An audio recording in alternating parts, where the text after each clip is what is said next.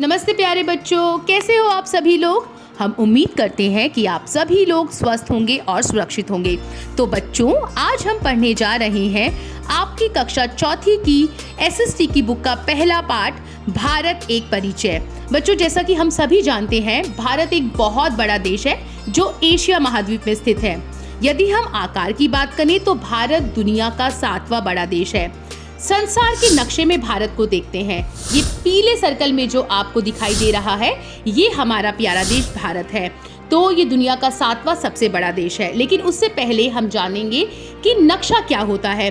तो बच्चों, इस समय आप स्क्रीन पर एक नक्शा देख पा रहे हैं जिसे हम अंग्रेजी में मैप भी कहते हैं। तो बच्चों, नक्शा यानी मानचित्र पूरी पृथ्वी या इसके एक भाग का चित्र है जो पैमाने एवं प्रतीक चिन्हों की सहायता से कागज या अन्य किसी चपटी सतह पर बनाया जाता है। भारत ही नहीं वरन पृथ्वी के विभिन्न शहरों, देशों, सागरों, नदियों, पर्वतों आदि के बारे में जानने के लिए मानचित्र बनाए जाते हैं।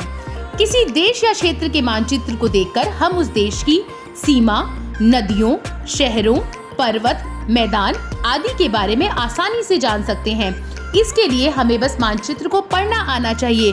तो बच्चों, हुई ना ये मानचित्र एक कमाल की चीज, जिसके द्वारा हम दुनिया की किसी भी जगह को बहुत आसानी से देख, सीख व समझ सकते हैं। लेकिन बच्चों, मानचित्र पर किसी भी जगह को ढूंढने के लिए सबसे ज्यादा जरूरी चीज होती है एक दिशा सूचक यंत्र।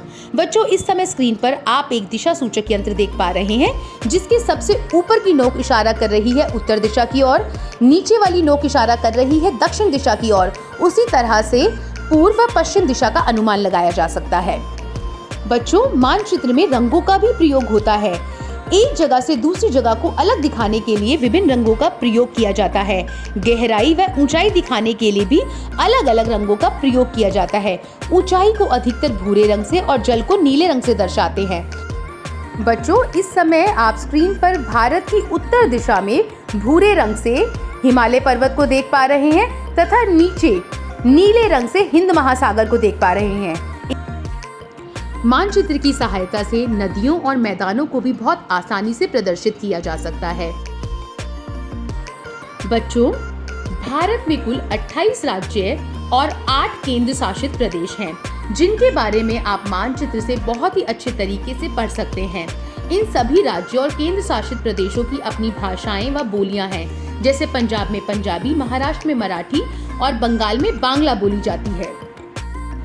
दिल्ली भारत की राजधानी है तथा भारत के प्रमुख औद्योगिक केंद्रों में से भी एक है।